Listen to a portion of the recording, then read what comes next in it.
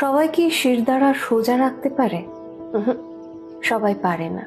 শিরদাঁড়া সোজা রাখতে গেলে ত্যাগ করা শিখতে হয়, মুখের ওপর না বলতে হয়, অন্যায়ের বিরুদ্ধে রুখে দাঁড়াতে হয়, নিজের সম্মানের কথা ভাবতে হয়, তবেই না শিরদাঁড়া সোজা থাকবে।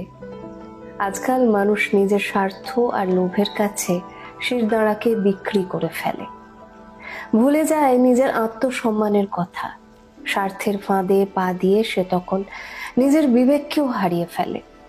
কেউ অপমান করলে, দুটো বাজে কথা বললে, আঘাত করলেও তার কিছুই যায় আসে না।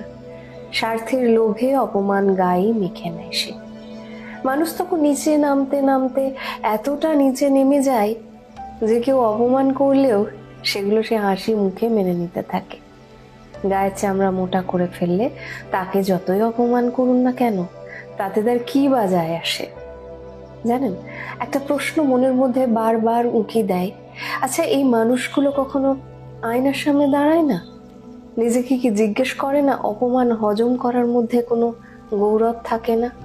আসলে পা চাটতে চাটতে নিজেকে বিকিয়ে দেয় জলের দরে। মানুষ হতে গেলে মান আর হুঁশ দুটোই থাকতে হয়।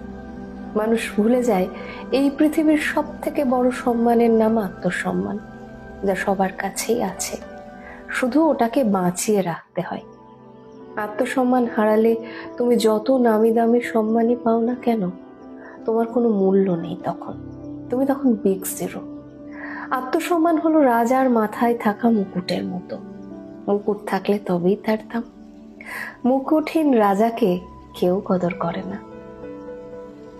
কলমে সরজিৎ ঘোষ, কণ্ঠে পারমিতা।